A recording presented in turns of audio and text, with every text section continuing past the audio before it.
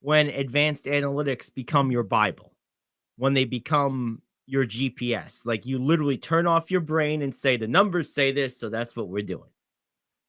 This shows you why that's stupid. Now, a GPS is good when you don't know where the hell you are. But when you know where you are, a person is always going to navigate better than the machine. And that's kind of the way baseball managers should operate. You don't really know what to do in a given situation. It's a toss up. You're unsure. It could go either way. Refer to the numbers and go with the numbers.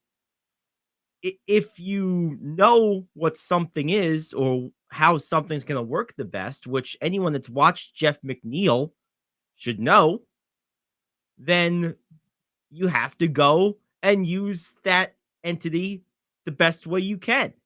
And that's what Buck Showalter did. And no surprise, and I said it at the very beginning of the season, even in the preseason, before the season started, we were doing our season previews, and I said Jeff McNeil is going to benefit more than anyone from Buck Showalter's presence because Buck's going to let him be the player type that he is, and he's going to have a resurgence. Boy, was I right. Can we acknowledge that both ways of thinking need to be merged and used together and not use analytics as the end all be all and only? Like let's understand why the Mets were successful this year. They were successful in part because their manager let slap hitters be slap hitters, let doubles hitters be doubles hitters, and let power hitters be power hitters. You don't see Buck putting Pete Alonso in the 2-hole. He doesn't do that nonsense. I know the Yankees like to do that with Judge, but I personally believe Judge would have about 40 more RBIs if he routinely batted cleanup. Now that said, he won the RBI title anyway, but whatever. The bottom line is you don't see Buck putting Pete Alonso in the 2-hole. And other than one random time or two, McNeil doesn't really bat much lower than 2, usually, or bottom of the order if they're trying to do like the double leadoff thing, which sometimes makes sense. It's so obvious, it's so common sense if you've paid attention to baseball for some time to see this like play out and then have people be surprised by it is just, I don't know, Rich. I'm just so happy that McNeil won this batting title, that he played to his capabilities, and that Buck allowed him to be who he is. And it was nice to see. It's like a revelation. Isn't it though? I'm looking at some of the lineups for the playoffs as you're saying this. I'm looking at a Padres lineup that was pretty consistent with Profar leading off. Makes sense. Soto batting second, Machado batting third, Cronenworth batting fourth. Shouldn't second and fourth be kind of flipped around? I would think so. I mean, if I have a guy who can hit 40 home runs, I want him batting with runners on base. It just makes sense to put the guys that are most likely to get on base in front of the guy who's most likely to knock him in. Sometimes the Mets lineup. Yes, sometimes old doesn't mean broken. Sometimes tradition doesn't mean nostalgia or mindless, this is how we've always done it. Sometimes there's wisdom in the established old ways of doing things because they friggin' work and you should leave them the hell alone. You know what we don't reinvent? I'm not talking about the cliche. I mean this literally, the wheel. Why? Because it works. When was the last time we reinvented the fork? Never. Why? Because you don't need to. Leave shit alone that doesn't need to be reinvented. Anyway. Well, I don't know. The person that came up with the spork should be beaten, but that's... Oh, you don't like sporks? No. Oh, I love them. If you're eating mashed potatoes with a spork, no, you miss all the effects the spoon has of getting all the mashed potatoes out of there. No, a spork is for macaroni and cheese. maybe cut green beans, things that are like halfway between spoon and fork worthy. You don't use a spork Okay. for mashed potatoes, but I think they go great for mac and cheese. Anyway. All right. I will remember that. But yeah, you were talking about the Mets lineup. I'm looking at the Guardiana's lineup. It's like it's the second to the lowest rated lineup in the postseason. But you know something? What's not to like about baseball geared around high contact, smart and aggressive base running? I mean, unfortunately, in the last 4 postseasons, over 80% of the games have gone to the team that out homered the other one. Right. So it's more than it is in the regular season, but they're rating Cleveland because they have the second lowest homer total in MLB. So they won't rate them high. When they do all the right things except go deep a lot. See, I think I don't understand it. I agree. And I'll say this too. I think ultimately baseball, we went through some of the attendance numbers yesterday and the revenue numbers.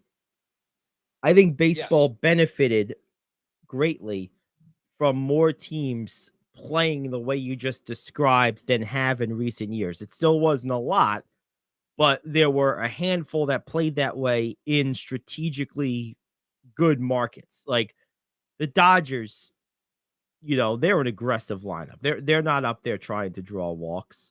They want to bludgeon you. The Braves are up there swinging. Now they're kind of a homer or bust team, but they're not a high walk team. A team like the Mets, we talked about them.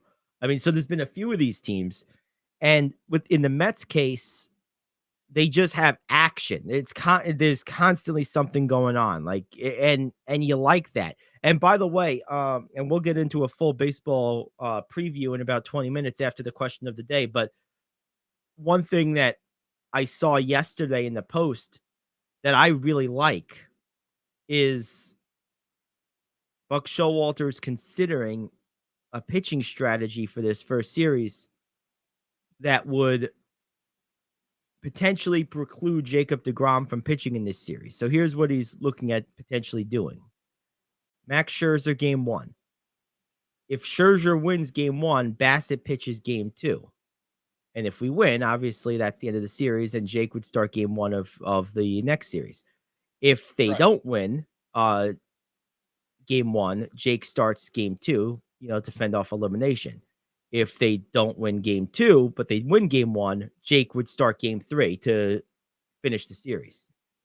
So I think that makes perfect sense. I actually think that's probably the best thing to do because, and by the way, you could flip this too. You could say, let's start DeGrom and do the same and save Scherzer potentially if we can. So instead of pitching them automatically 1-2, let's try and preserve one of our 2 big bullets for the second series if we can.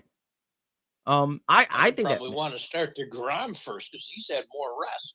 Right. So I that would be the one change I would make. I kind of agree, but I think that the general idea is sound because I mean there's no risk to it really. If you start, let's just say you start DeGrom, we do this with Scherzer instead. You start DeGrom in game 1, you're likely to win. If you win that game, you have a game at hand. Bassett's a good pitcher. Last start withstanding. Yeah. I trust him in a playoff game. Start him game 2. Like that makes sense. And then I trust all 3 of them last start, notwithstanding. Right. Yeah, well that too. But yeah, so I thought that was an interesting. I wouldn't have thought of that necessarily, but then the more I broke it down in my head, it makes perfect sense. It really does. It really does. So, and if you don't have to use all 3, even better. Exactly. Because then you have 1 left to start game 1. And that's going to be tough. A tough series with the Dodgers who could start pitching for days. Right. Yeah, that's the thing. Um, you know, I gotta be honest. It would be really ballsy to do, and I don't think I would do this ultimately, but it would cross my mind to start Bassett in game 1 and Carrasco in game 2 if I won game 1 because of how deep and dominant the Dodgers pitching is.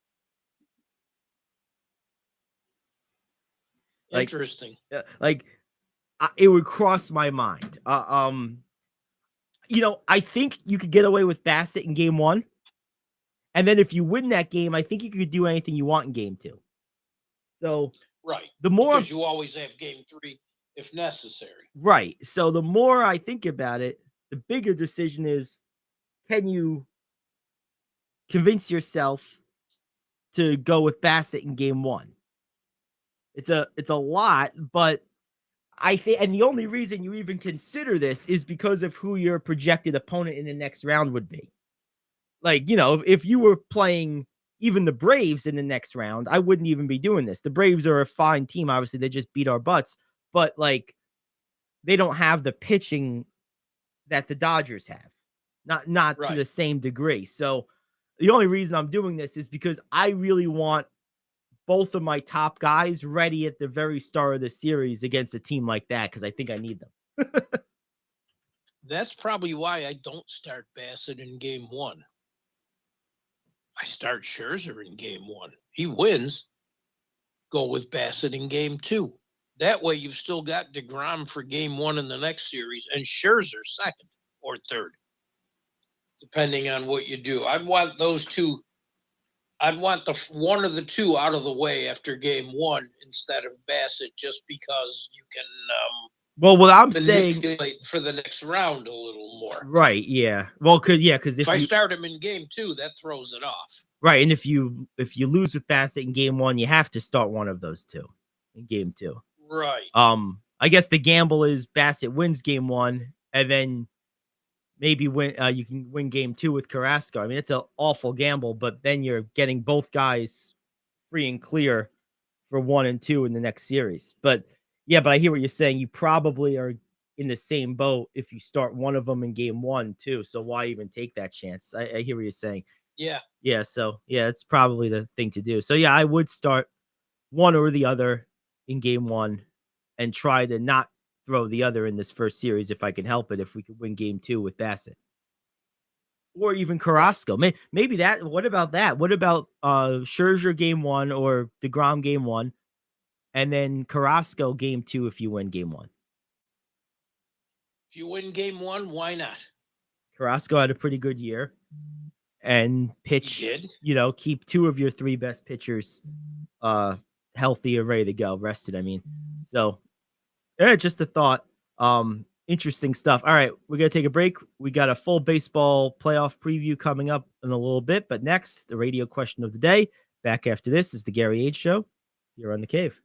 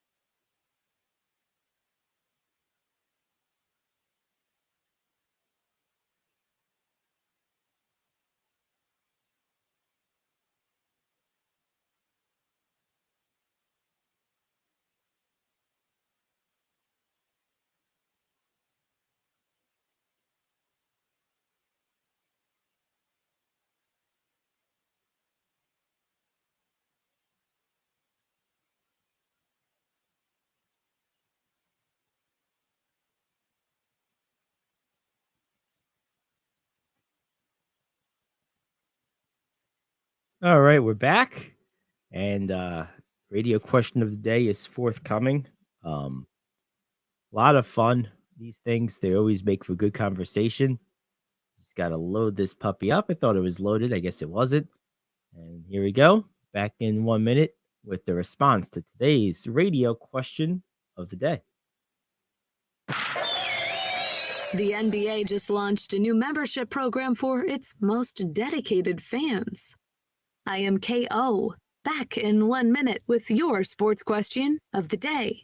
If you served in the Marine Corps, by now you know about the contaminated water problem at Camp Lejeune. If you were stationed or worked at Camp Lejeune from 1953 to 1987, you probably have a lot of questions. We have some answers. You could be entitled to compensation. Billions of dollars are being allocated to pay for damages to anyone stationed at Camp Lejeune during that time. Unfortunately, it appears that officials may have known the contaminated water problem existed and did little to protect their men. The Semper Fi code was not honored. If you or someone in your family has developed a serious illness, including various forms of cancer, call this Camp Lejeune legal support line right now. You can't turn back the clock and change what happened, but you can certainly call right now and learn your rights as a Marine. Here's the number. 800-414-1657. 800-414-1657. That's 800-414-1657. The NBA's newly redesigned app is offering a free-to-join membership program for fans interested in having an impact on what's going on in the league. Chris Benyarko, the NBA's executive vice president of direct-to-consumer, told Sport Techie, "We want members to have the ability to influence what's going on in the league. Fans will be able to vote on different things such as jerseys, courts, and awards, and they'll have exclusive access to giveaways, merchandise, and content." Question for basketball fans: would you join for the free stuff or for the ability to have influence on the league? Oh boy, talk about Pandora's box. You thought the writers were bad and biased on voting for awards. Oh God, have you I never don't read want a fans voting for awards. The other stuff is fine, whatever. I just don't. No, that's bad news. Now it didn't specify at all what awards and what weight their vote would have, and or even if it would count for the official, winning or not. But assuming it did, I mean, have you ever looked at all-star polling? Have you ever read a Facebook post? Like, do you know how completely incapable of unbiased analysis most of these people are? This is like giving a drunk a drink. Like, don't do it. Please don't do it. Everything else I'm down with. The idea of a membership for exclusive stuff and insider things is not a bad one. It's fairly common for all businesses to have their kind of VIP offerings. A lot of times these are done through email offerings. Sometimes they're done through, membership, things like this, exclusive invite only things. It's cool. It's a cool recognition of people. And I'm sure there'll be some kind of criteria for, games attended or something else to determine if you're really a quote hardcore fan. But whatever the case is, the whole idea of it, I'm fine with. My issue is this fans voting for awards. Now, I guess if it's awards that aren't really, when I hear awards, I just assume they're talking about MVP, coach of the year, defensive player of the year. If they mean like other things that aren't really part of like the lexicon, the day-to-day lexicon, then I guess whatever. But even still, Like what? well, that's the thing. I don't know if there's any type of like, maybe team awards, like, most outstanding Cavalier this year, or what, like things that maybe aren't really publicized that hardly exist. Like I'm thinking that's not the case. Okay. But still, fans. I mean, because every single award is really done up in the media. There's not like an obscure award. Right, that's the thing. There isn't. Like, so that has to mean the awards that we all are thinking. The main awards, defensive player of the year. And Rookie and then of the year. and then what's funny about this, I just thought of this. This is a kick. You think players and fans have a difficult relationship now. we still have these things that tie how much money a player can get signed to like all-star game or all NBA appearances that Klay Thompson famously missed out on because he was voted all NBA second team instead of first team or something like that a couple of years ago. Can you imagine if the fans have a say in that going forward and it costs a player 70 or $100 million like it cost Klay? I mean, because that's going to happen if this goes into effect. So there's that too. So these votes have an impact on, like, at the very least, if we're going to do this, even if we don't do this, they need to get rid of that mechanism. What that shouldn't impact people's earnings. Not that directly. Obviously, a player who has consistently made teams like that is going to be the type of player that gets big contracts. But, you know, a guy like Klay Thompson shouldn't be penalized $80 million or whatever it was because he lost out to Bradley Beal for the all NBA team. Like right. That's silly. Like I never liked that. I really didn't. I agree. And then you add fan voting on top of it. Oh, baby. You know what? I'm just here for the popcorn at this point. Pass the caramel popcorn. Let's get a little salt and let's go. I'm in for the movie. Cheese popcorn. Oh man, well we can share. I like caramel and cheese. Right. Those are the two flavors I like. All right, those are the two flavors. So yes. Yeah, why not? Let's go. I'm with you on all of this. All of this. I hate the fact that fans voting is weighed so much into the All-Star game. Yes. Because most quote fans don't have a clue. They have no idea, right? And I'm offended personally because I spent part of my life working in that league. But I get the rest of it. You want to give them giveaways.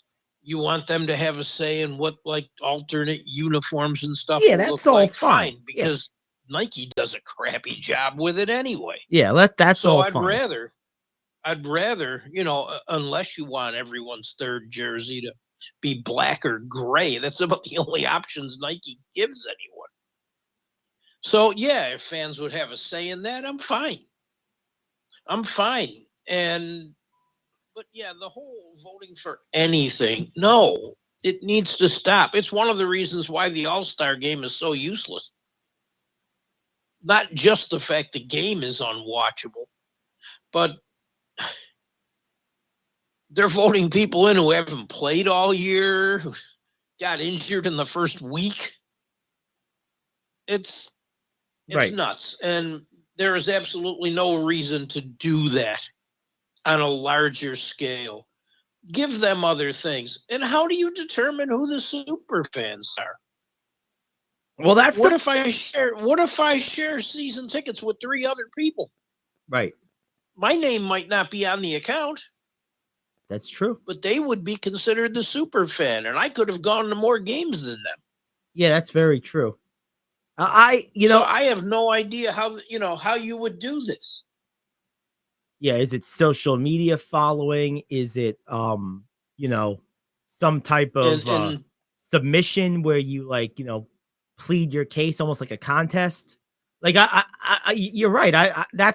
And there would have to be some mechanism for determining that, obviously, but that would be something I think to look into. If you have to plead your case, well, then guess what? The guy who aced creative writing in college is going to get in. That's right. But true. I don't know. Social media follows. That's probably one of the things they're going to look at. Yeah, I would. But it makes no sense to me. I don't follow many players because I really don't care what they have to say for the most part. Right. It doesn't matter. There's a few people that interest me. I think Robin Lopez is a great follow. Interesting. Because he's hilarious. I didn't know that. Okay. And I don't want to see him in an all-star game, but he's an incredible follow because he's insightful and has a sense of humor. Boban is another good one. Yes. Oh, he's an excellent follow. Because he's hilarious too. And you know what? I know you've had your problems with him in the past, but I love the troll jobs he does. I'm all about Joel Embiid on social media. I'm all about it. You know what? I have no problem with a guy talking junk and being like, kind of out there like that when he's that good. Like I'm all about it. There's not enough characters like that in sports anymore. I'm all for it. So he's one I like to follow too. And Embiid's not afraid to say anything. Oh, nothing. I don't follow him, but I see some of his stuff, and I give him credit for that. Oh, he'll say whatever's on his mind. He absolutely doesn't care. Sometimes I think he takes it a little too far, and he has attacked people personally, which I don't like at all.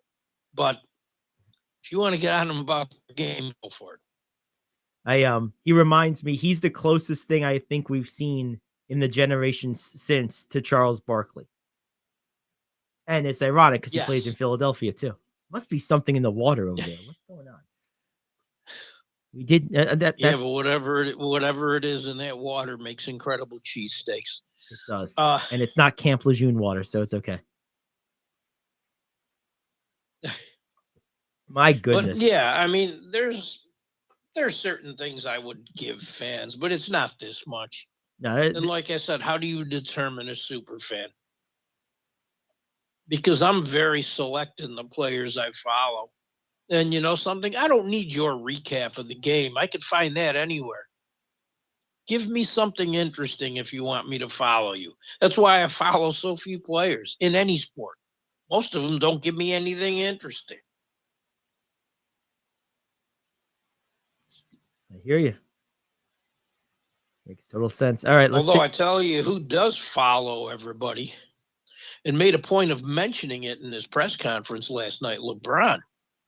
He talked about two teams playing overseas, and he goes, oh, yeah. He goes, I know where they are. I know how long they're going to be there. I follow everything everyone in the league says.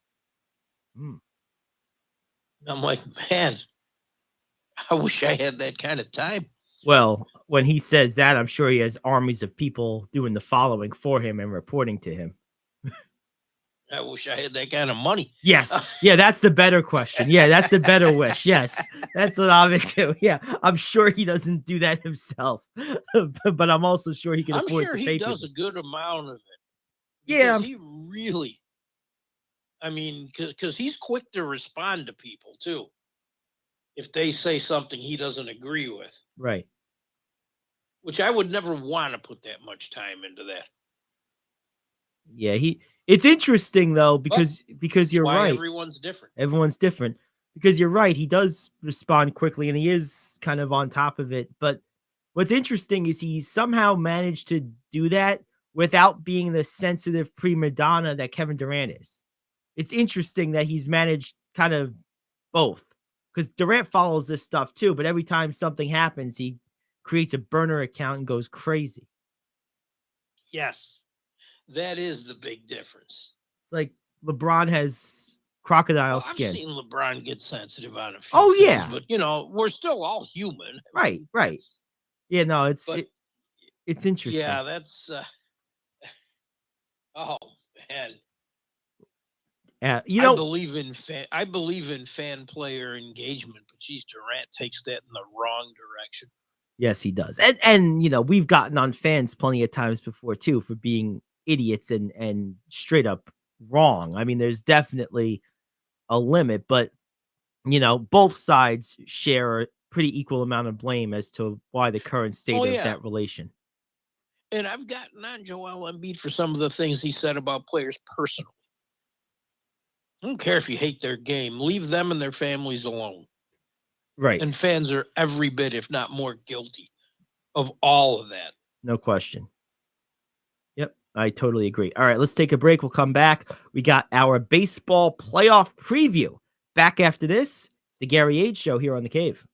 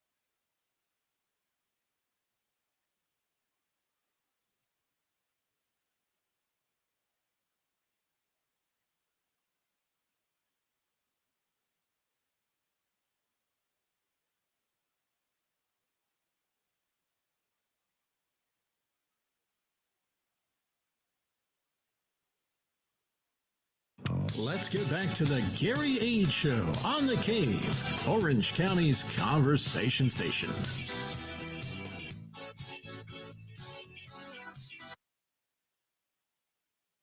Alrighty, we are back, and it's time to dive in to the baseball playoffs.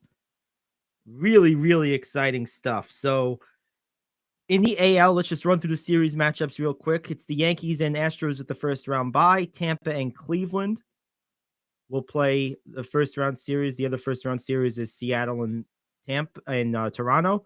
Toronto is the home team. Cleveland is the home team.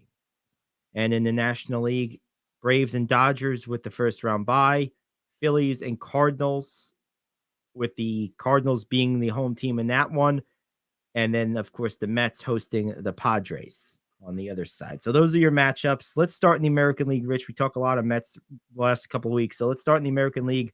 Cleveland. Yes, you follow Cleveland pretty closely.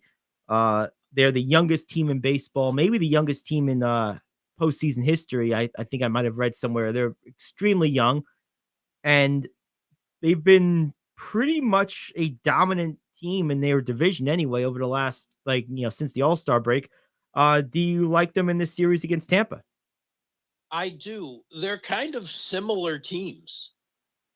The Indians don't, or the Guardianas don't Freudian hit slip big. there. Yes. The Guardianas don't hit big. Neither do the Rays.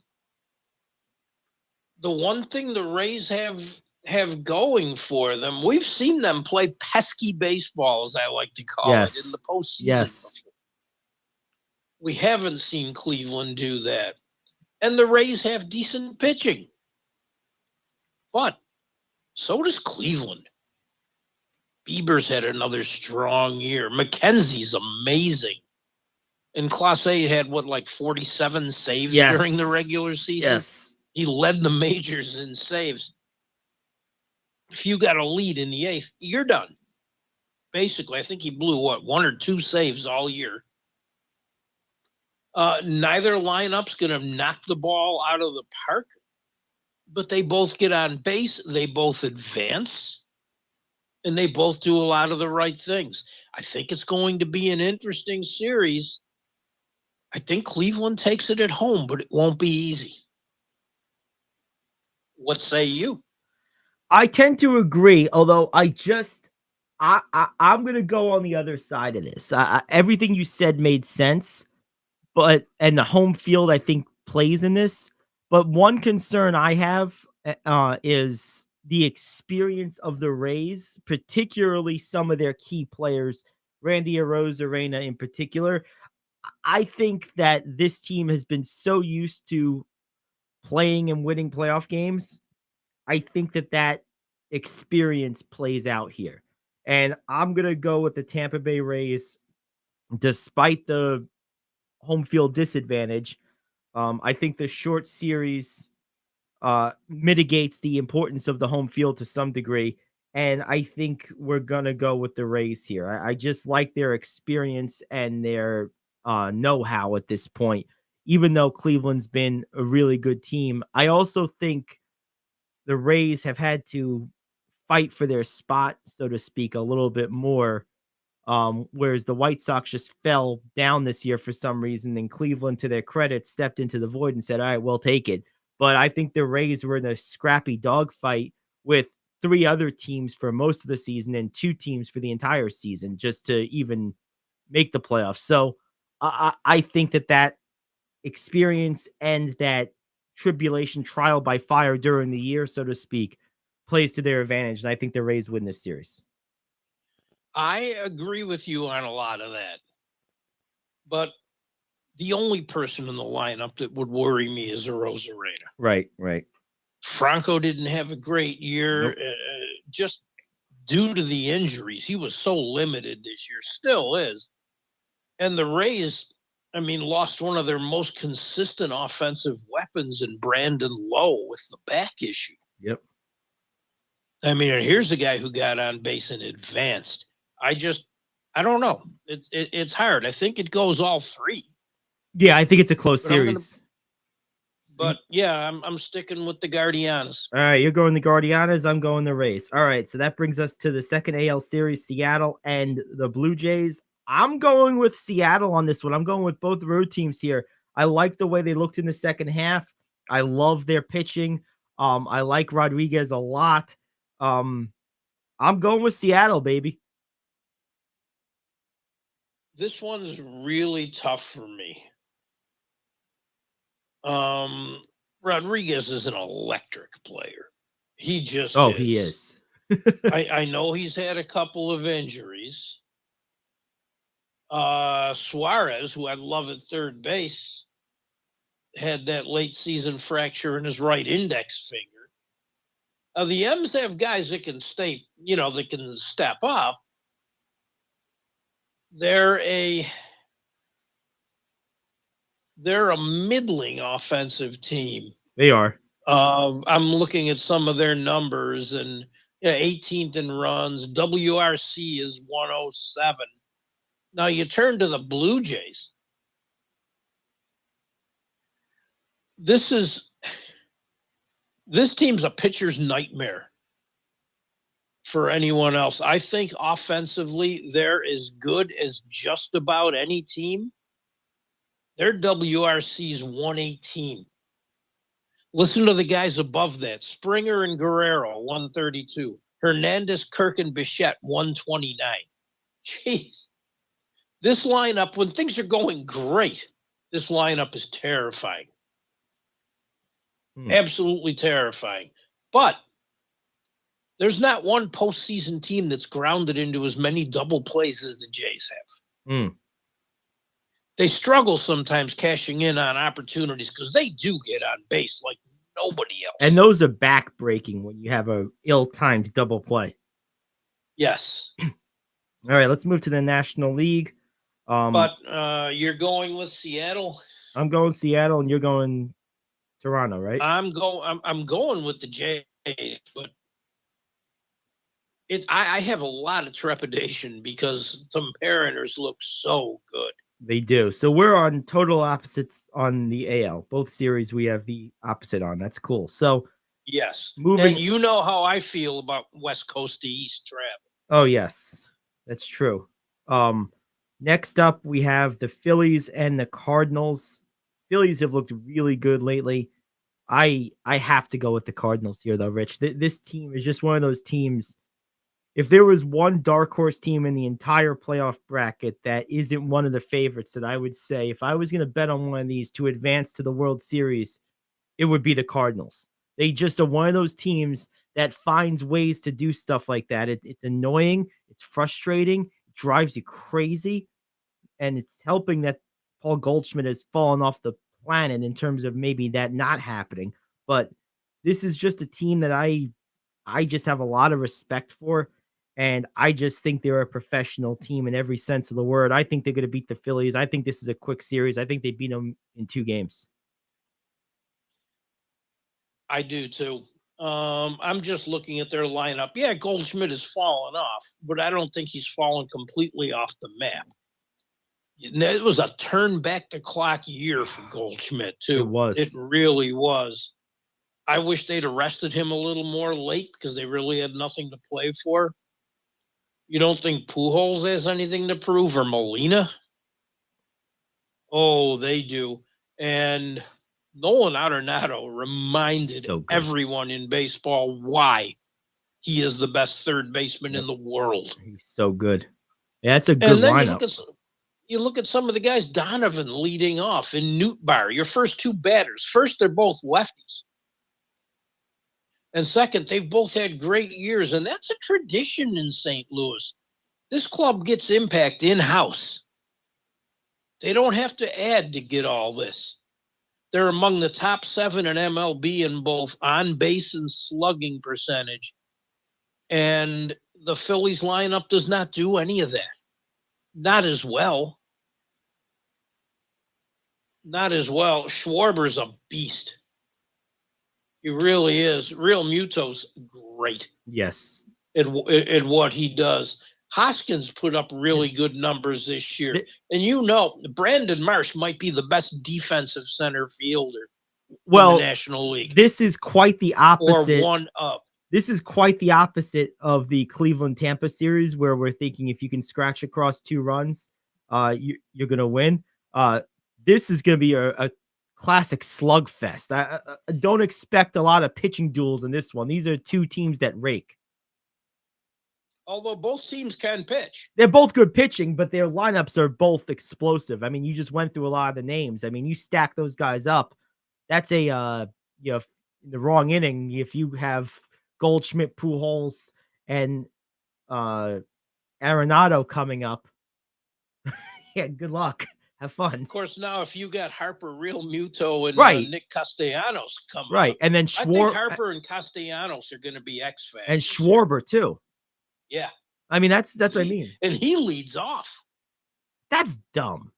I'm sorry. It is. That's like putting like a kicker as an offensive lineman or an offensive lineman as a cornerback. Like, no. Like, he looks like he just ate half of Philly. You're gonna lead that guy off? No offense, but he's a bopper. His job is to smash the ball. And didn't he lead the league in home runs? Yes, he did. In the He had, National League? 46. Like, leading off. People gone and lost their damn minds in this world, Rich. No wonder people think there's 9 genders. Oh my God. People gone Agreed. straight crazy. But I'll tell you what, if Harper and Castellanos light it up, this is not a sweep. Although I think it probably will be. Taking Cardinals. There we go. All right. And then the last series, we got the Mets hosting the Padres.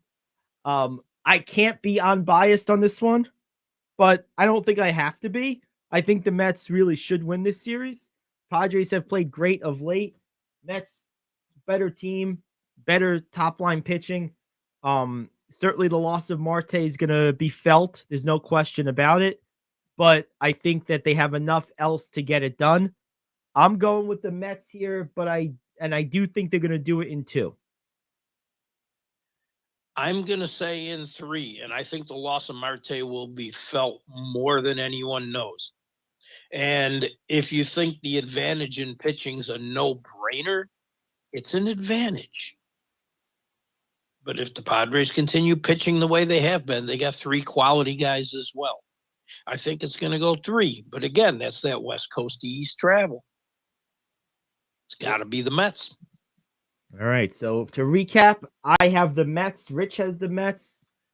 We both have the Cardinals. So we're on the same page in the National League in the first round series. And we're on opposite pages in the American League. He's got Cleveland. I got Tampa. He's got Toronto. I got Seattle.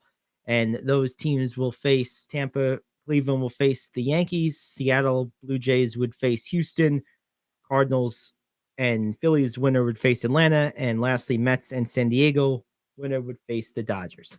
So there you go. I think all 4 are going to be great series. I do too. I think the least interesting series of this one to me is probably the Tampa and Cleveland series. But I think that the other 3. Really, I think the least interesting is the Cardinals. Oh no, Phillies to me. Other than the Mets series, that's my favorite one. I love the Cardinals players. As much as they drive me crazy, I love watching all of them hit. Goldschmidt, Pujols, Arenado, all those guys. I love watching those guys hit. So, I'm so done. yeah, no, I love watching those guys hit. Yeah, the reason the Cleveland Tampa Bay series interests me so much is both play the same style, and that's going to be a kind of a throwback series. I hear that. And what? No, I hear that. I mean, and I'm interested in it just for that reason. There we go. Well, it's baseball playoffs. I know yesterday's games were meaningless. But Luis Arias won the American League batting title. Congrats to him. Mm-hmm. In a game that meant absolutely nothing, Mike Trout hit his 40th home run, and it was 490 feet in case that, in case anyone needed to be reminded how damn good this guy is. Yes. It's good And stuff. shame on Major League Baseball for not promoting that. I don't care who he plays for. Nope. Big 40 homers without that much help in that lineup. big praise, real quick before we go to break, big praise from LeBron James regarding Victor Wembanyama. Quote, everyone's been a unicorn over the last few years, but he's more like an alien. No one has ever seen anyone as tall as he is, but as fluid and graceful as he is out there on the floor. He's for sure a generational talent. Big praise. I don't disagree. From LeBron. I do not disagree. Did you see any of that? Yeah, that was insane.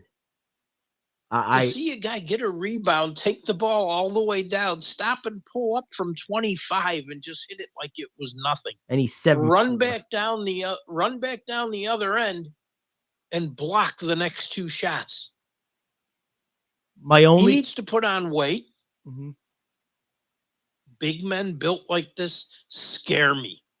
That's what I was so just many gonna of them say. have had shorter careers. I was just than going they to say should the have. same thing. Feet problems. And there's nothing you can really do about that. Those little bones in the feet and the ankles and your joints are just, our joints and ankle bones and feet bones are about as big as his and about as strong as his. You know, so like at a certain point, those bones aren't meant to hold bodies that large, that tall. Yes. They're just not built that way. So But he is skilled. oh, he's so good. I hope he stays healthy because that's, like you said, that's the big concern with a guy like that. No question you about it. you saw what happened to Holmgren. Yes. Right. Those freak injuries, especially on skinny guys that big, are hard on their bodies. They are. And just going ahead with Arias, yeah, he edged Judge out 316 to 311. Judge didn't play. Arias played yesterday and got a couple of hits or a hit or two. It is the lowest average since 1968. Who won the batting title in 1968 in the American League? Carly Yastrzemski. Yep, that was his Triple Crown year, wasn't it? Who also won the Triple Crown, and he did it with, I think, a 301 or 302 batting average. Yeah, that was the year of the pitcher. It was. All right, well, let's take a break. We'll come back. Hour 2 around the corner, top 5. We got our NBA season preview, power rankings in the NFL, and of course, we'll break down today's Thursday night game and news you can use. So a jam-packed hour 2. Glad you're with us. Back after this, it's the Gary Ayd Show here on The Cave.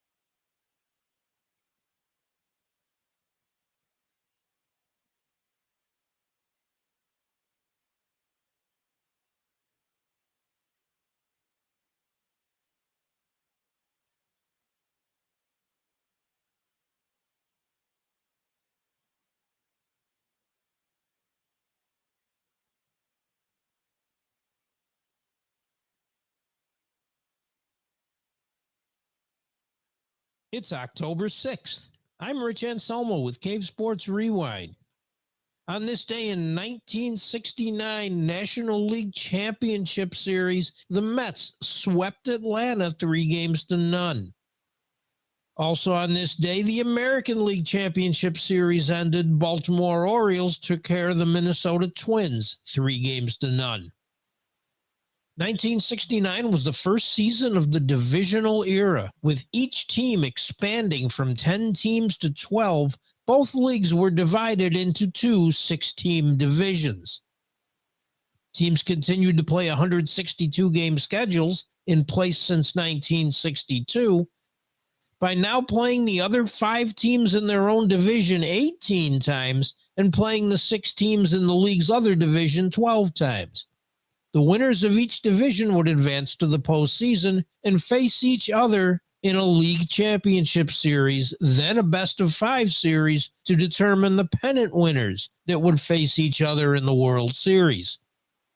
The Baltimore Orioles won the AL East with an MLB best 109-53 record, and then defeated the AL West champion Minnesota Twins in 3 games in the first American League Championship Series. The New York Mets won the National League East Division with an NL Best 162 record, and then defeated the NL West champion Atlanta Braves in 3 games in the first National League Championship Series. The Miracle Mets, having joined the league in 1962, were the first expansion team to win a pennant. I'm Rich Anselmo, and this is The Cave, Orange County's conversation station.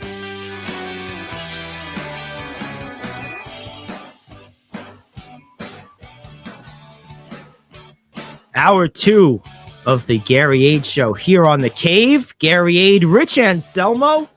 And top of the hour can only mean one thing. It's time now for the top 5. This is the moment we've all been waiting for. It's time for King Talk Radio's Top 5. And there you have it from the great voice of Jack George. What do we got today, Rich? Give me the players you think are going to have breakout seasons in the NBA this year, and then give me your top 5.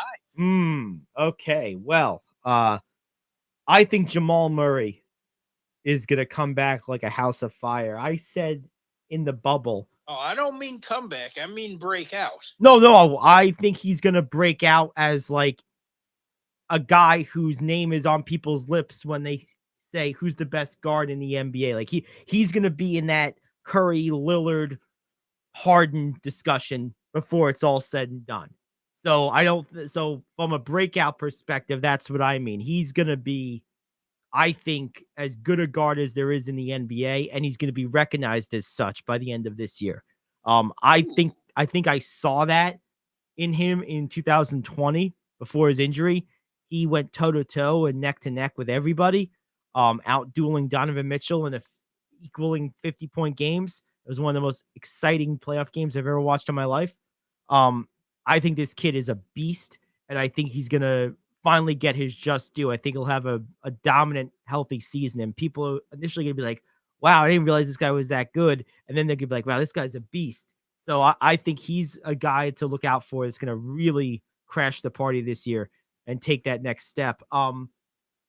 Guys kind of lower on the rung right now that might come to the forefront. I look at a guy like, it's going to be sort of in the Kemba Walker vein of like empty points, but I really like Malik Monk. I think this guy is perfectly capable of averaging 20 points if given enough opportunity. I think this team is a little guard heavy, but I think he's so efficient and so quick. He's one of those guys that you blink and he has 11 points. Like he's a guy that can score 20 in about 8 minutes if the right circumstances present themselves. So I think he's going to have a big year.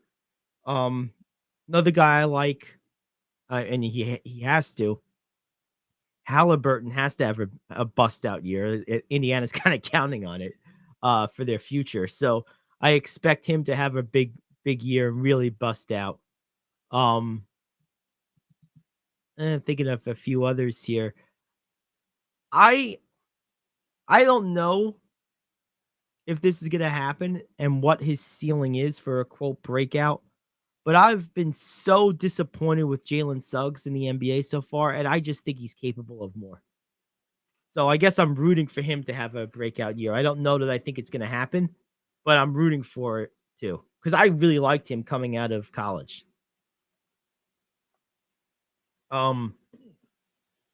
Let's see. I mean, he only had 1 year, so Right, and it was very disappointing. this might be a great opportunity for him to break out. Yes. You know, And he shouldn't have a problem doing that on the team he's with. depending on, we were kind of talking about this in our preview a couple of days ago, depending on health and sort of how the pecking order is established, presuming relative health for the Clippers, I think Terrence Mann is a candidate for a real breakout season too. Ooh, yeah. I think he could really, he reminds me a tiny bit of Maxey from Philadelphia. A little similar in what I see him being capable of. So he's a guy. I think Maxey's a little more explosive. Yeah, I agree. But yeah, I think he can have a year this year like Maxey had last. Yes. Yes. So that's a guy that I'm going to keep an eye on. Another guy that I look at in, again, going back to the East, I look at a guy, the West. I look at a guy like Christian Wood. Not that it's a breakout season per se, but I think that his stock in terms of people knowing who he is and how valuable and important he is, I think has a chance to go up substantially because he'll be playing meaningful basketball for the first time in his career. And good players who've played in obscurity, who all of a sudden get thrown into the spotlight, have a tendency of being those guys that people say, wow, this guy's pretty good. I've never really seen him play before. Or, I didn't realize how good this guy was, things to that effect. So I'm going to be looking at Christian Wood there in Dallas. He's another one. I'll tell you one guy that could really help his team if he had a bust out year, and that's Austin Reeves of the Lakers. They could use some youthful energy and production. And so I think he would be a really, and he showed himself to be a good, capable player last year. So that's a little bit more than wishful thinking. Now, I don't know that he'll ever be a 20-point scorer, but I think this guy has some of the chops to do what, I'm drawing a blank on the guy, the bald guy that's in Chicago now. That used to be on the Lakers. Where's the headband? Oh, Caruso. Caruso, Alex yeah. Caruso. Thank you. I think he has a chance to kind of play that type of role with this team, and they sorely need that. So those are some names. Did you have a couple you wanted to throw in the pot? Actually, you named a lot of people that were on my list. I look at breakout a little differently, and the one you mentioned that I didn't have was Wood, because I leave it towards younger players. Got it. That are going to, reach a next level, where I think Wood's going to play at the same consistent level. It's just, he's done it a long time, and it's just going to be noticed now because the minutes will be more meaningful. Right. Yeah, and I guess that's, to me, breakout.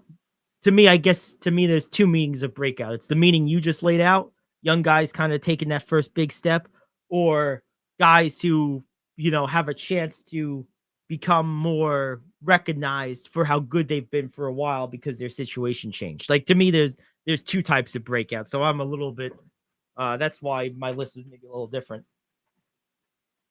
Okay, but yeah, most of the other ones I had, so. Yeah, so let's put these in order here. I think Halliburton kind of has to be the number one guy because he's the only one on this list that the team is like building around, right? So like he's going to be given every opportunity for that to happen. He's also, I think, the best player on this list. So I think he's definitely agreed. One. Number two, I think I'm going to go with Terrence Mann. I think that he showed me a lot of explosiveness at times last year, and I do think that it's not a question of if, but when George and or Leonard are going to miss significant time. I just think that that's their track record speaks to that. So I think he's gonna get his opportunities, and I think he's gonna be ready for it. So I'm gonna go with man number 2. I think that number 3 for me, I'm gonna go with Jamal Murray. I know he's kind of not the type of player you were thinking about, but I think he's gonna go from oh yeah, Jamal Murray to oh my God, Jamal Murray. And to me, that's a breakout. And he's my favorite smallish guard in the NBA. Like he's my favorite of those scoring ones. I just love his game. I think he's smooth as silk. I think he's got a beautiful combination of change of speed, change of direction, pull-ups, drives to the basket, step backs, threes, the whole thing. I just think he's got such a beautiful offensive game. I just think he's going to explode. So I got him at number 3. Number 4 and 5 are a little trickier. There's a couple of different guys I can go with here. I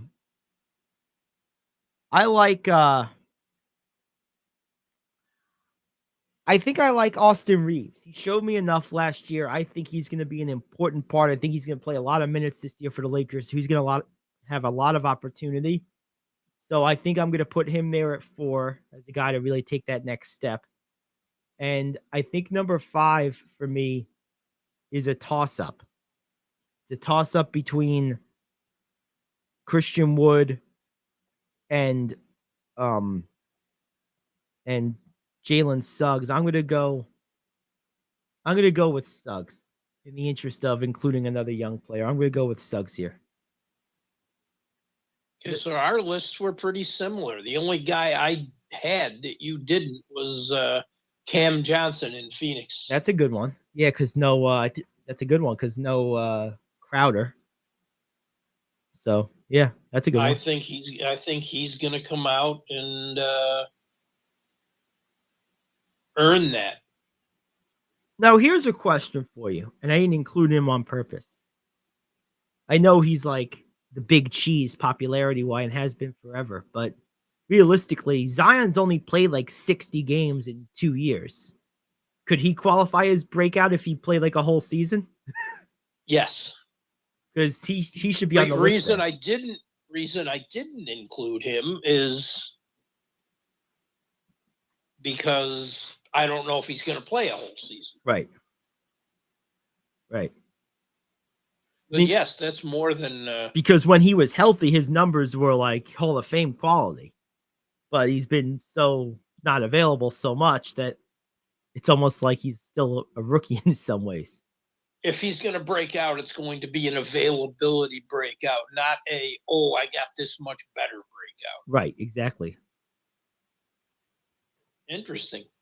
There you go. So there's the top 5. Can we keep it right here with the Suns for our preview? Yeah, let's do it. Okay.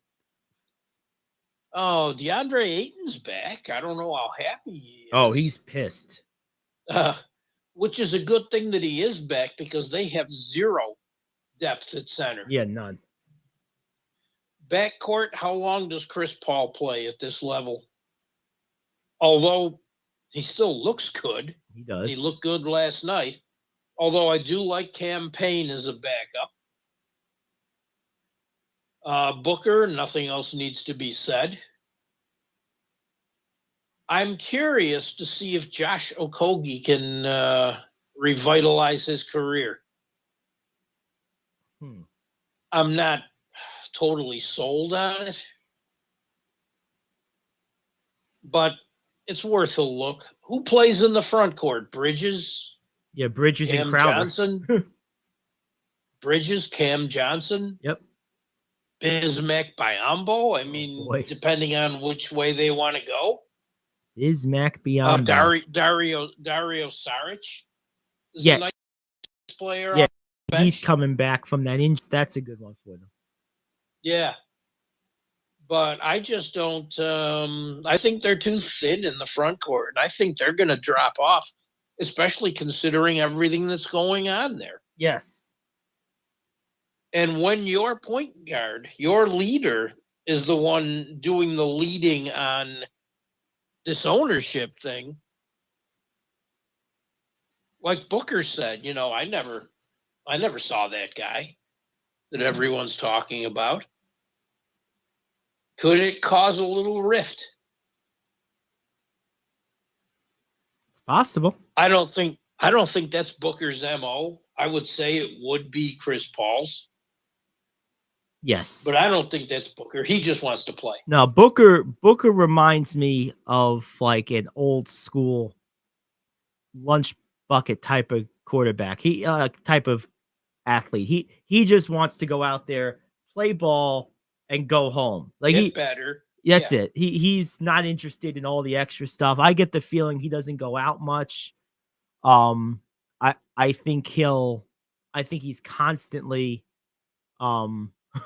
just basketball. Like I think he's just basketball and nothing else. Yeah, I agree. And I've never heard anything out of Phoenix telling me any different. Right. Yeah, he's just an absolute baller. That's all he is. Yes, he is. I think the team's still a contender, but how far are they going to go being this thin in the front court? Yeah. Depending on what they get for Crowder. That's a tough loss, man. He's such an important part of that team. Yes, he did a lot of the dirty work. He did. By the way, speaking of dirty, you see the ultimate dirty player in the NBA punching out teammates again? Yes, that was going to be the lead in on my news you can use, right. But let's discuss it. Okay, well, should they take action against him? I mean, It's being said that that he's facing disciplinary action, because I guess he got really physical with. I mean, that's your teammate. This gets old fast, man. That really annoys me because this guy is constantly, I mean, he is the reason Kevin Durant left Golden State, right? And this is the type of thing that would probably make Jordan Poole. Curry would have welcomed Durant back. He even said it this year. Right. When he wanted out in Brooklyn, he said he'd welcome him back with open arms. He knows what he brings, and he didn't really cause any problems when he was there. Right. But Green caused the form. Yeah. And now Green's punching out Jordan Poole, who's probably the most important player on this team, 3 years from now. I mean, he's definitely the most likely player to be able to take the mantle, offensively. And now I wouldn't blame Poole one bit if he's like, oh, this first chance I get, I'm out of here. I don't want to play with this crazy guy. I mean, that would be a natural response to getting assaulted by your own teammate. Oh, yeah. I mean, it's not the first time they've had an altercation. And this one got physical, but, I mean, Green smacked him. Yeah. You come chest to chest and there's a little pushing and shoving and some words, but, oh, my God. No, I think Green, discipline, whatever, fine, suspension, I don't even care. Ultimately, I think Green needs to go at some point.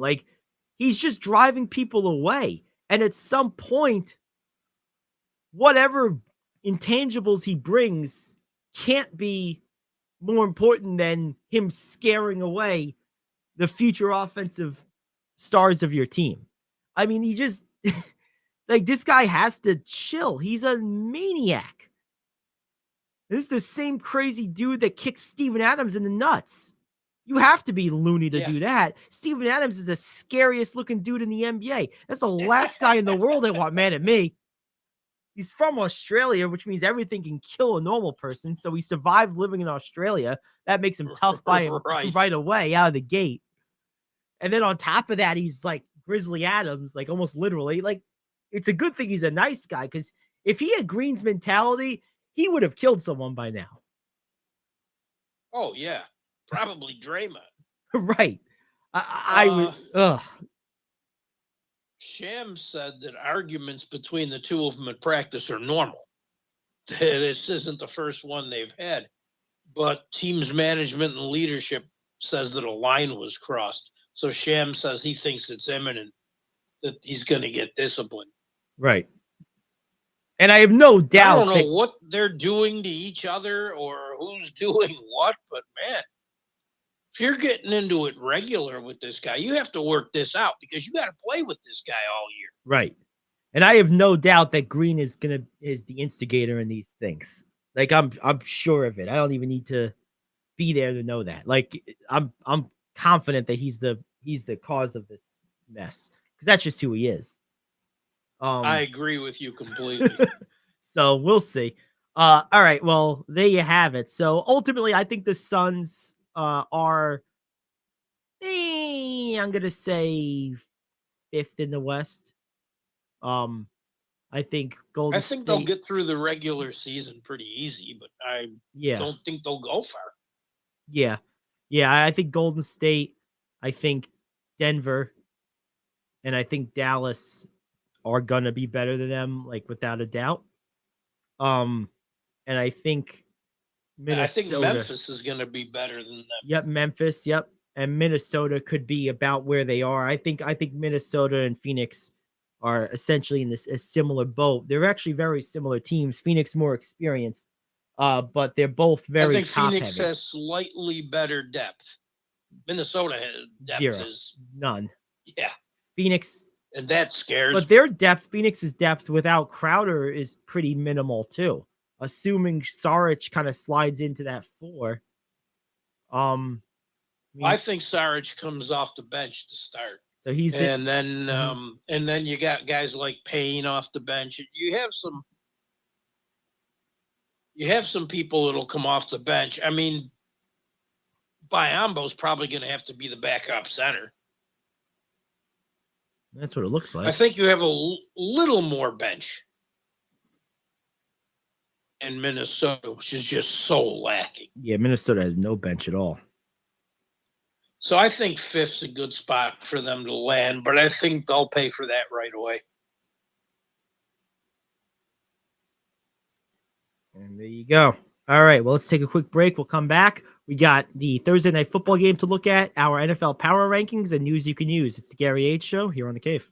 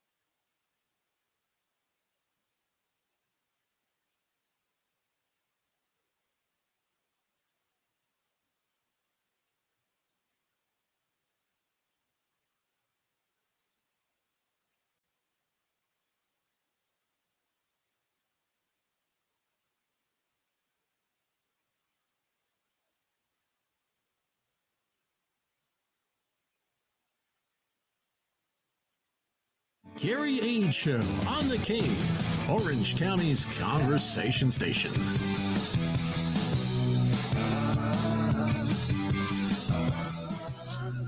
Alrighty, we're back, and it's time to take a look at our Thursday night football matchup. Interesting one for sure. And I'm just Really? Eh, The Colts at the Broncos. well, this is interesting in the fact that I think Jonathan Taylor's out.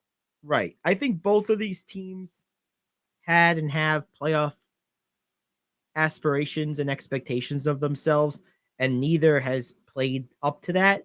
So I think this is an interesting matchup from the standpoint of I think both teams will enter with fairly maxed out desperation to win this game. So I anticipate this being a close and competitive game. I'm anticipating some extra flags in this one. I think there's going to be some emotions in this game on both sides because of that desperation. So I actually think it's going to be an entertaining game today. I do. I don't disagree. I think it will be interesting. I just think the loss of Jonathan Taylor is too much. No, it's a lot. You are going to be asking Matt Ryan to win this game for you. Yeah, it's a lot to ask of Matt Ryan at this stage of his career. And, I mean, the Broncos will be asking Russell Wilson the same thing. Fine. Colts are banged up on defense, too. Leonard's out. Great linebacker. They're missing some people on defense. They are definitely not 100%. I think the Broncos are just sitting better. Yeah, I don't disagree. So- I think the Broncos are home in this one too, which matters. For what In it's that air, yes, it does. yeah, big time actually. Yes, for what it's worth, the Broncos are significant favorites here. They're only 3-point favorites, but minus 180 on the money line. And Vegas thinks it's gonna be about average offense in this game. Over under is 42. I think I'm gonna go with the Broncos here, mostly for the home field advantage. So from a betting perspective on this one, I would probably stay away from this game if I was gonna bet it at all. I would look for some props. But I think the Broncos are gonna win this game. I might even take the over. Yeah, you can get some. I think Denver's going to score against a banged up defense.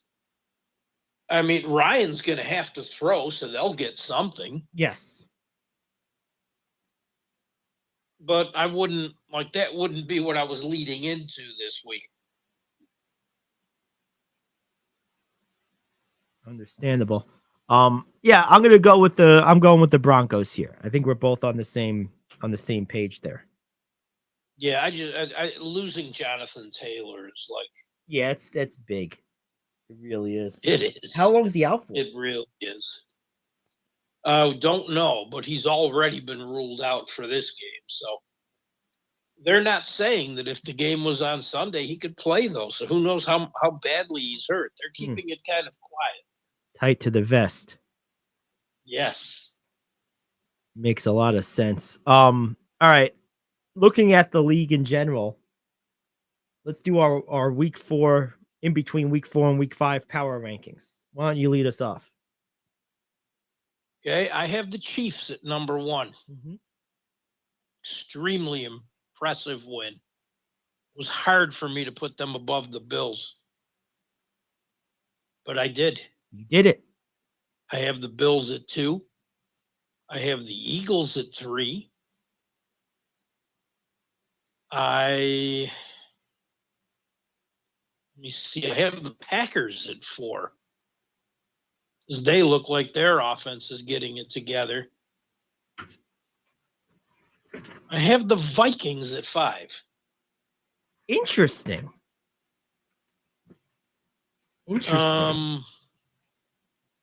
As much as I'm not sold on the Ravens, I have them at 6. I have the Chargers at 7, even though I hate myself for doing that. I have the Jags at 8th. Okay. I have the Bengals at 9th because I think they're finding their way. Yeah, I agree And with I you. have the Cowboys 10th. Okay. And the reason I ranked them back is because Prescott's not playing this week. Got it. You know, I'm not sold on them, Oh, no. but they're winning. So, Yep, they are. although it's a tough one against the Rams, I think. Did you have the Ravens in there somewhere? Yes. I had the Ravens at 6. 6, okay. All right. Well, I'm going to go number 1. I'm going to go with the Bills. I'm going to flip 1 and 2. I was so impressed with that win against Baltimore, coming back late. A lot of guys on the injury report. Basically, the entire starting secondary is on the shelf right now for the Bills. I was just so impressed with that win. That's a good team that doesn't beat itself. I just thought that was a statement win. That might have been their most impressive win to me of this mini run they've been on these last couple of years, just because of the circumstances of it. I really, really was impressed with that. So I'm going to put them at number 1. That leaves Kansas City. And I think we need to put this ridiculous analogy to bed about them not winning close games. Yes. Well, that was clearly not the case this past week. No, I'm going to go with Kansas City at 2. they're impressive. They're just so good. I'm going to go with 3, and this might surprise some people, but I'm going to go with 3 with the 49ers. I think this team, it looks like Shanahan's over his little hissy fit. And I just think this team, with the defense they have, if they can score 20 to 21 to 24 points, I think they can beat anybody on any given day because that defense is just so good. As much as I was impressed with the Bills win last week, I was equally impressed with the Niners. They shut down a very explosive Rams offense. I mean, they did not allow a single touchdown. That's hard to do. They did. I had them at 11 only because I'm not convinced that Shanahan's over. Yeah, I think he is. So I'm going to put them at 3. Number 4, I'm going to go with Philadelphia. Number 5 for me is a toss-up between Green Bay and Baltimore. I'm going to go with Baltimore. I trust their skill position guys a little bit more, quarterback withstanding, of course. But I think the presence of Andrews is something that a safety valve, a security blanket, a sure thing that Rodgers does not have currently in Green Bay. True. So, True. And he and Jackson are on the same page. Absolutely. They are. So I'm going with Baltimore at 5, which moves Green Bay to 6. Number 7 for me, I think I'm going to go. This is another tough toss-up. Tampa and Minnesota. But I'm going to go with the Rams. I'm not giving up on them yet. I'm going to give them their due diligence here. They're 2-2. They haven't looked great. But I just think with the talent on that roster, it's a matter of time. I'm not going to drop them out of the pack here. So I'm going to go with the Rams at 7. Then I'm going to go with the Vikings at 8.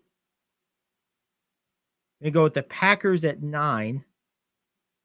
And my 10th, I'm going to go with the Chargers at 10. So you pulled your Jags out of the top 10. I pulled the Jags out of the top 10. I left them in. I got the Cowboys out, and I got the Dolphins and Buccaneers out too. So yeah, I didn't put the Dolphins or Buccaneers in either. So Bills, Chiefs, Niners, Ravens. What I got here? I got Bills, Chiefs, Niners, Ravens is my top 5. I got the Rams at 6. I got Minnesota at 7. I got Baltimore. Baltimore is 5. Yeah, so there you go. 5 is Baltimore. 6 is Minnesota. 7 is the Rams. 8, 9, and 10 were the Chargers, Packers, and lastly the Well, yeah, the Packers. So there you go. So our difference is you had Rams and the Niners in. Yep, I did. Like I said, I was on a wait and see basis. And I had the Jags in, and you did not. And the funny thing is, neither of us rated the Giants, and they're 3-1. Yeah. I just haven't been impressed with their wins, though. Their wins have been very they've been against bad teams or been incredibly fortunate. I mean, week 1 they needed a last-second field goal miss to win, which they got. So I'm just not sold on them yet in any way. Barkley looks great. I do believe in that defense. But, man, now Shepard is out for the year. I don't believe in that passing game at all.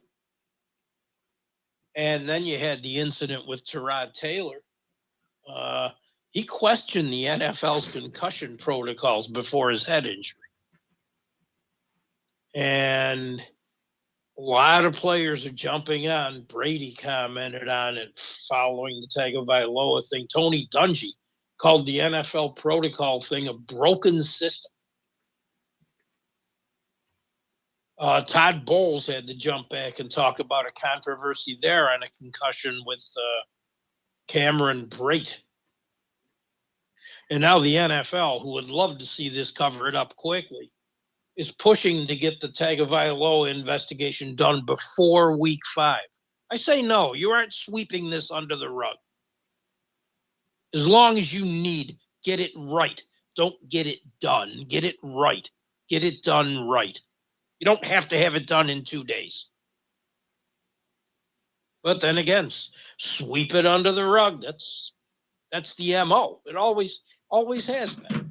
Yeah, I think the whole idea of these protocols is silly too, but for a whole different reason. I just think if you choose to play football, you're signing up for potential injuries and long-term ramifications, and that's the price you pay. I just, I have no interest. I believe in protecting people. Yeah, I mean, that's sometimes why you got to protect people from their own stupidity. Yeah, I just don't feel that that's necessary here. I'm not in that camp at all. I'm happy to see this story go away because I personally, my opinion on it is football is dangerous. Player don't play, and that's the end of it. Like, that's always been my stance on this. I thought the old players were absolute ridiculous to do what they did, and it was a shame that they won in court. Football, no one needs to tell me that it's dangerous for me to run head on into a 260-pound guy that's trying to kill me. That's noticeably dangerous on its face of it. It's like, oh, it's dangerous to skydive. Yeah, no kidding. Like, I knew that. No one needs to tell me that. It's like I said, these aren't Rhodes Scholars here, and sometimes you have to protect them from themselves. I understand that, but they are so not.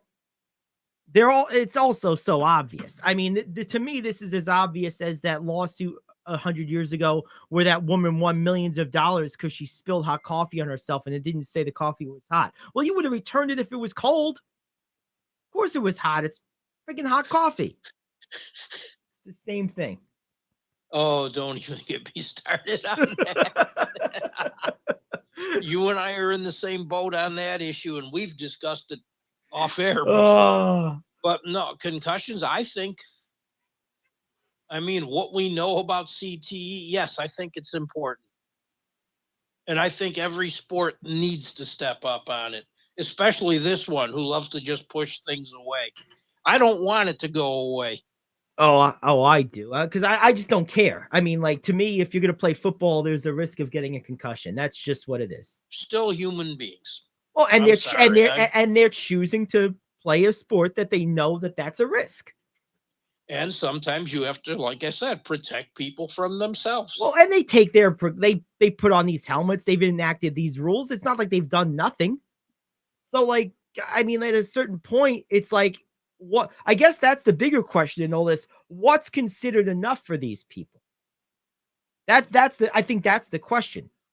At what point has the NFL done whatever obligation they supposedly have to this? Because I don't think they have any. But, like, if they have one, at what point is it satisfied? Where is that line? Because, like, you can't make football safe. and still keep it be football. See, that's not the point to make it safe. The point is to Right, that's what I'm asking. protect people from unnecessary. Like, you don't throw someone in after they've had. Well, they didn't have a concussion. That was the ruling. That was the medical ruling. And it's already been proven that the Oh, you mean the doctors got something wrong? Imagine that. yeah. So let's not trust these doctors anymore. I don't trust them. I'll never trust a doctor again after the last couple of years. so there's that. So that's the point. Like, where's the cutoff here? Like, at what point is it like, okay, they did what they were supposed to do? I don't know. Is one incident? I guess that's the other question. Is one incident grounds to presume and paint the whole system with the same brush of the whole system doesn't work? But it's not one incident. It's one incident to you. It's not one incident. First of all, they've had multiple incidents with this doctor, and the Players Association had wanted him removed for a long time. Okay. Is there any guarantee he's the only one? You don't know that. Neither do I. Okay, so it's a permanent. I think there are things you have to do. So it's a Salem witch hunt then. No, it's not. Well, then where's the end zone? It's getting the people out who aren't doing what they're supposed to do, and it's education. It's not a witch. Everything's not a witch hunt. Who are those people, and what makes them those people? What constitutes doing the wrong thing here? And does it apply to linemen the same as does quarterbacks or linebackers? Ignoring the obvious is a big one. You got a guy stumbling around. No, there's no more of that. And now in the NFL actually has changed that. Where if a guy gets up and he's stumbling around, boom, you're done. And you should be. Yeah. Because, they're football players. They're people, too. They're not being. No one's holding them. No one's holding them at gunpoint, telling them they have to be there. That's my point. Well, like I said, sometimes you have to protect them from themselves. Yeah, It doesn't matter. Just because no one's holding them there at gunpoint, it doesn't mean that we should just ignore the issue. Well, it hasn't been ignored. That's my point. I mean, it's been the principal. Or should it be? It's been the principal story of the NFL for 15 years now. And my point is, at what point is it not? Like, because I personally don't. When it's better, when it's done better. I personally don't believe anyone will ever think that it's done right. That's the thing. I think ultimately, and I agree with Tony Dungy, it's broken. I believe they'll never be satisfied. I believe that's not the point of who they are and whether they will be satisfied. The point is, for the betterment, you fix it or you do more to fix it. What that is, I don't know. And neither do I. And that's my problem with this. If there was an obvious, that doesn't mean you ignore it because you don't know. Well, they didn't ignore it. Or I don't know. Yeah, but they didn't ignore it. That's the thing. It hasn't been finally. Ignored. They didn't ignore it. They've been not ignoring it since like 2008. It's been like 15 years they've been on this thing. I mean, it's been a long time. And at some point we just say, okay, the league's done what it can do on this. And at some point, they haven't. They've pushed a lot away, and right now they're not getting away with it, and it's nice to see. I think they've done too much. They've changed the rules to such an extent as to remove so much of the game. Kickoffs are a perfect example of that. Punt returns, the same thing. I mean, you never see hard hits on the top 10 anymore. Everything, you can't hit a quarterback below the waist or above the shoulders. Like it's all been done for only this reason. And I think they've done too much. And I think it's a good reason. Yeah, I think that it's a reasonable thing to do some stuff with, but I think they've done what they should have done. And I just think it should be a moot issue. Now, isolated incidents like what happened with Tua, that's a different story. I personally don't really look at that as a big an issue as everyone else does, but whatever. If you want to look at that as an issue, fine, fire the doctor, get your pound of flesh out of there, kick out the people that made the decision, but let's not paint the whole system with that color brush there. I just don't think that that's right. Yeah, but it's not just one incident. It's the only one you want to look at. Well, it's the Doesn't one that's mean in it's the not just. it's the one that's in the news. Obviously, Oh, I don't care. we're about not that. we're not gonna hear about every single one of these, nor should we. I mean, it's Oh, I think we should. I think the more pressure you put on, the better.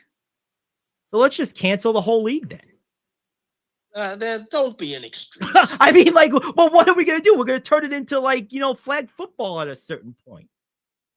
I mean, that's what's gonna happen.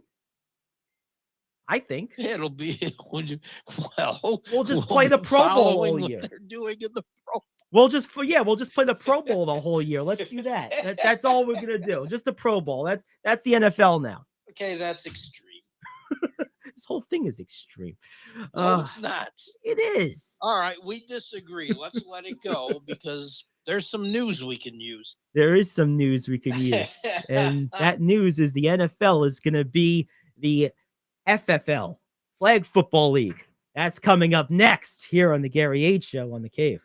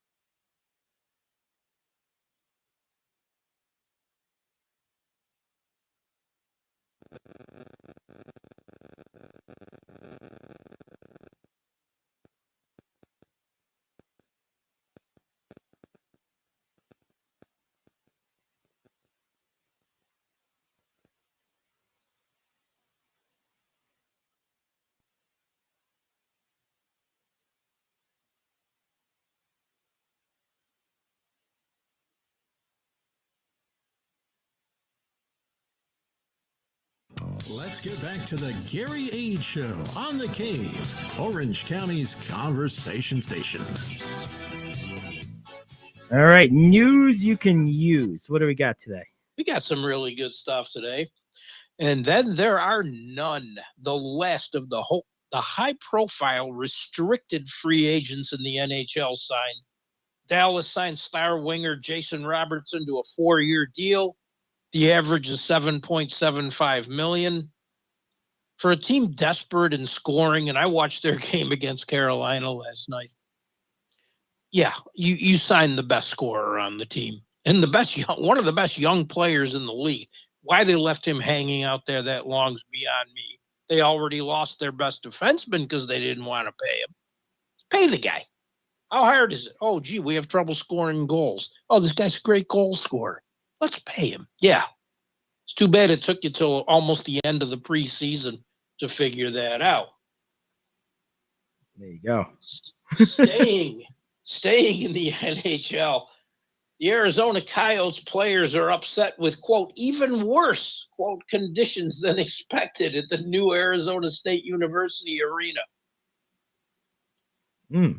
They announced last year after they were evicted from their former home and pushed out to the suburbs that they're going to play here. They do have a contract. A contract is an agreement to stay through the 2024-25 season with an option for the year after. Now, believe it or not, NHL executives called this embarrassing for the league. But since the announcement, season ticket revenue's up 50%. Of course, there's only 5,000 seats. And they're charging really big bucks for it. But former player Nick Kiprio said there's some real rumblings about guys not being happy at all. The building is even worse than expected. I haven't found anything on it. And I still say they should just move that team. I mean, it sounds like they're pretty much just playing in a minor league stadium. Yeah, they're playing in a college rink. Right. It's at Arizona State. There's minor league hockey in Baltimore and Rochester and Syracuse that all, have 10,000+ seat stadiums. It's ridiculous that this is the best they could find. There we go. Good stuff. Drew Timmy. We got a good one here. Drew Timmy told Fox Sports he would have made about $250,000 to $500,000 in his first season as a pro basketball player. And he probably would have bounced between the fringes of an NBA bench or the G League. He went back to Gonzaga because he's earning more in NIL by staying in school. Good for him. That's awesome. I'm glad he figured it out and didn't just jump at because plenty of teams, when he pulled out of the draft, plenty of teams said they would have signed him, drafted or not. But why? That minimum, $450,000, he might have made a little more. Why do that? Why do that? No, it makes sense. Yeah, making more in NIL, and I cannot believe people are against this. Yeah, no, we agree on that one. I mean, I say just pay the people just straight up, like let them get salaries from the school plus the NIL. Like, I mean, it's pro sports. I mean, men's basketball and football in college at the Division I level or major Division I level are pro sports. They just are. And like, I think the only reason this hasn't happened already is because people don't want to acknowledge the obvious that everyone knows, which is basically there's only the men's football team, men's basketball at high Division I, and a handful of women's basketball programs around the country. That's basically the only teams that make money. And no one wants to just say, if you don't play one of those sports at one of those schools, this doesn't apply to you. Sorry. And like, there's just no legal way to do that effectively. And that's why it hasn't happened yet. So basically, when the running back at Oklahoma can't get paid the way he's supposed to, he can blame the field hockey player at Oklahoma for why that is, or the basketball player at Stony Brook. Right. That's pretty much the reason. Because they just, and that's why I've always said, I've always said these power schools should just completely peel off their football and men's basketball program into third entities and just, put the school's name on it, but like it has nothing to do with education, and like just make them for-profit entities, those programs. Agreed. And then we just solve the problem. All right, what else we got? And that's why football and basketball have such a big advantage. They don't need farm systems. The NCAA is their farm system. Right, exactly. We got something else here. The fan who stormed the 49ers field, filed a police report against Rams linebacker Bobby Wagner. Now, if you weren't on social media Monday night, you might have missed the play.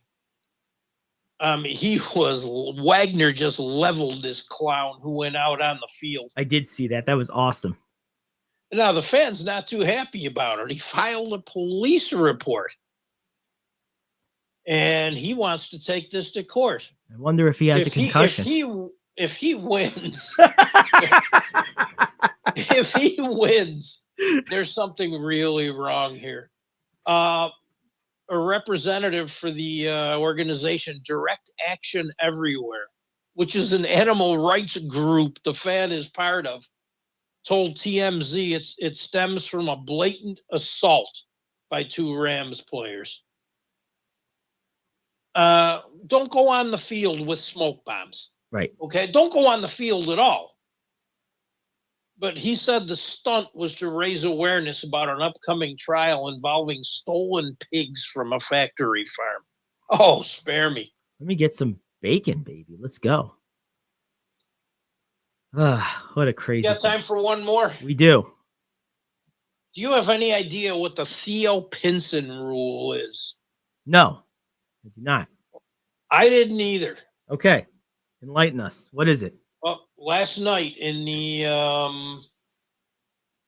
preseason game between the Lakers and the Suns, new points of emphasis for rookies this year include new guidelines that forbid bench players to stand for extended amount of time, to walk out onto the court, or to stand behind players and yell as they take 3-pointers in front of the bench.